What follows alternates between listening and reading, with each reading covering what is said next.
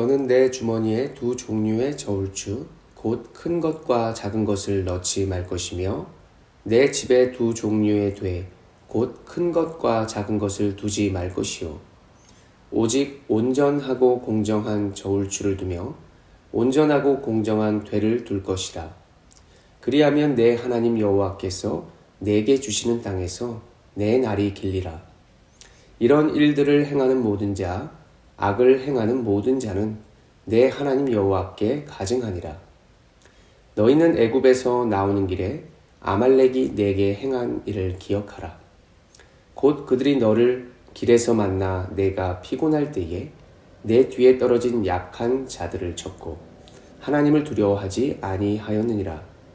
그러므로 내 하나님 여호와께서 내게 기업으로 주어 차지하게 하시는 땅에서 내 하나님 여호와께서 사방에 있는 모든 적군으로부터 내게 안식을 주실 때에 너는 천하에서 아말렉에 대한 기억을 지워버리라. 너는 잊지 말지니라. 아멘.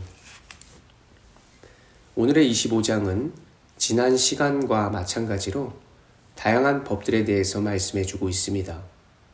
하나님은 계속해서 이스라엘에게 공정한 재판을 말씀하셨는데 이번 역시도 그들이 공정을 해야 할 것을 말씀해 주시면서 거래를 할 때에 바른 모습으로 정직해야 할 것을 말씀해 주고 계십니다. 그 내용이 바로 오늘 13절인데요. 너는 내 주머니에 두 종류의 저울추 곧 큰 것과 작은 것을 넣지 말 것이며 그들이 공정한 거래를 위해서 그들의 주머니 안에 무게가 다른 그러한 돌들이나 다른 계량 기구를 사용하지 말아야 할 것을 말해주고 있습니다. 그 당시 물건을 사고 팔 때에 악을 행하는 자들은, 세상에 속해 있는 자들은 어떤 사람에게는 적게 주고 자신의 유익을 많이 취하는 모습을 가지고 있었습니다. 이스라엘이 그들의 모습을 쫓아 그렇게 살아서는 안 된다라고 명하시는 것이죠. 여기에서 나오는 되라고 하는 말이 나타나는데 이것은 에파라고 하는 말로서 밀이나 고운 가루의 곡식을 재는 기구라고 여러분들이 아시면 되겠습니다. 이스라엘은 이러한 세상의 불공정한 거래 가운데에 하나님이 어떻게 하기를 바라시는가? 16절에 이러한 세상의 불공정한 거래를 하는 자들을 악을 행하는 자, 하나님께서는 가증스럽게 여기신다는 것을 알게 됩니다. 하나님이 가증스럽게 여긴다라고 하는 표현을 우상 숭배에서 우리는 발견해 볼 수 있는데요. 하나님은 이렇게 남을 속이고 세상을 따라 거래하는 이 모습을 하나님은 미워하시고 가증하신다라고 하는 사실을 우리는 이해해 볼 수 있겠습니다. 하나님의 말씀을 이제 명령에 순종하면 오늘 15절과 같이 내게 주시는 땅에서 내 날이 길리라. 우리도 하나님의 말씀대로 최대한 이 세상이 아니라 하나님의 말씀을 쫓아 바르고 정직한 모습을 살아감을 통해서 하나님의 복을 진정으로 누리는 여러분들이 되시기를 소원합니다. 이제 하나님은 이스라엘이 지난 날을 이제 상고하기를 바라십니다. 신명기 25장 17절의 말씀을 보면 너희는 애굽에서 나오는 길에 아말렉이 내게 행한 일을 기억하라. 기억하라. 잊지 말고 기억하라는 것입니다. 아말렉이 도대체 무엇을 했기에 잊지 말고 기억하라는 것입니까? 출애굽기 17장을 보면 이스라엘 백성들은 이제 애굽에서 자유를 입어서 광야로 나아가게 됩니다. 그렇게 출애굽하여 나아가는 이스라엘 백성들을 이제 르비딤에서 아말렉이 통과하지 못하게 하는데요. 결국 그들과 싸우게 됩니다. 여호수아가 군대를 이끌고 싸울 때 모세는 산 꼭대기에서 기도를 하게 되죠.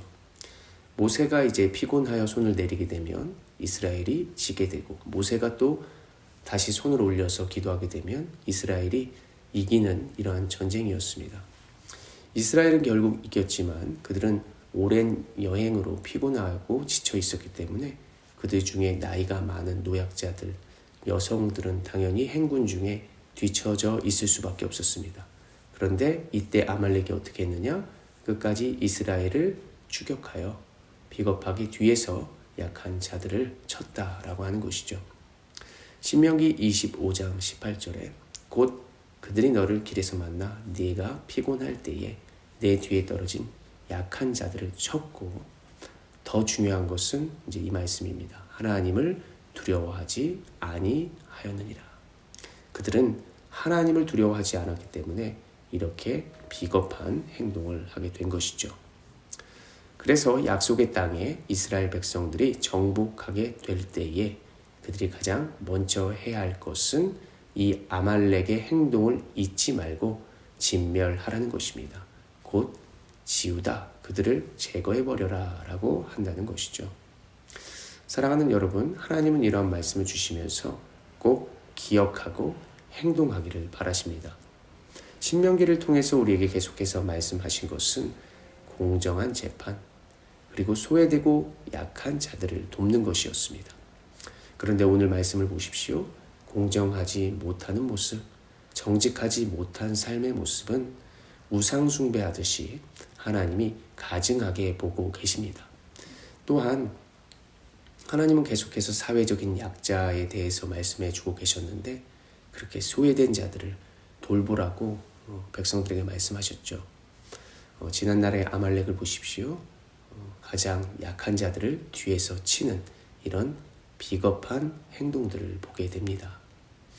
이러한 문화들, 세상의 영향들, 나만 잘 살겠다고 하는 그런 이기적인 모습들, 우리는 오늘의 말씀을 통해서 교훈할 수 있는 것은 부당하고 자기밖에 모르는 교만한 세상 가운데에 우리는 그것을 멀리하고 하나님의 말씀으로 정직하게 살아가야 한다는 것이고요. 이 세상 가운데 여러 약한 자들을 이용하여 자신의 유익을 취하는 모습들이 이제 많이 있는 것을 보게 됩니다. 그러한 것들은 우리가 어떤 모양이라도 제거하고 끊고, 그리고 그것에 영향을 받는 것이 아니라 하나님의 말씀에 영향을 받아 선한 일에 앞장서는 우리들이 되어야 할 것입니다. 바울이 2차 선교 여행 때 데살로니가 교회를 세웠습니다. 그때 교회가 세상에 많은 영향과 유혹을 받게 되었습니다. 그 데살로니카는 무역의 도시였고 로마로 나아가는 통행로였기 때문에 얼마나 세상에 타락했겠습니까? 그리고 이단들이 있어서 잘못된 종말 사상을 가지고 있었습니다.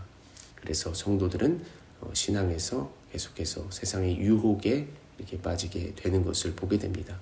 그래서 그 바울이 성도들에게 이렇게 말씀을 전합니다.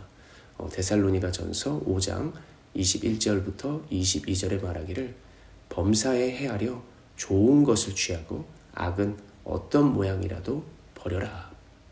우리도 이러한 모습을 따라 나아가야 할 것입니다. 하나님이 데살로니가 전서 이렇게 말씀을 어떤 모양이라도 버리는 이런 모습을 통해 나아갈 때 그 결과가 어떻다라고 말씀해 주시냐면 너희를 부르시는 이는 미쁘시니 그가 또한 이루시리라. 우리가 세상의 모양과 모습, 악한 것들을 버릴 때 하나님은 우리를 부르셔서 분명히 채워주시고 우리의 삶을 완전함으로 이루어 주실 것이다 라고 약속하여 주신 것이죠. 사랑하는 성도 여러분, 이 세상에 여러 가지 모습들이 많이 있는데 그런 것들을 버리고 이제는 하나님의 말씀을 가지고 세상의 약한 자들을 돕고 그리스도의 사랑을 전하며 주님의 아름다움과 완전함을 세상 가운데 드러내고 노래하는 여러분들의 인생 되시기를 간절히 소원합니다. 기도하겠습니다. 거룩하신 하나님, 우리가 하나님 앞에 날마다 정직하고 온전한 모습으로 나아가길 원합니다. 세상 가운데 여러 모양과 모습이 있었다면 우리가 버리게 하여 주시고 또 영향을 받았다면 이기게 하여 주셔서 온전하신 하나님의 모습을 쫓아 바르게 나아갈 수 있도록 인도하여 주시옵소서. 또한 우리도 부족하지만 세상의 약한 영혼들 또 부족한 모습들 우리가 바라보며 긍휼과 자비로 나아가길 원합니다. 우리의 약함 아시오니 강건하게 채워주시사 그 강함으로 주님의 사랑을 전하고 주님이 하셨던 그 모든 복음적인 행위를 따라 살아갈 수 있는 멋진 우리들의 인생 될 수 있도록 채우시고 우리의 삶을 이루어 주시옵소서. 말하지 않는 모든 것까지 주께서 함께하여 주실 것을 믿사오며 거룩하신 우리 주 예수 그리스도의 이름으로 간절히 기도드립니다. 아멘.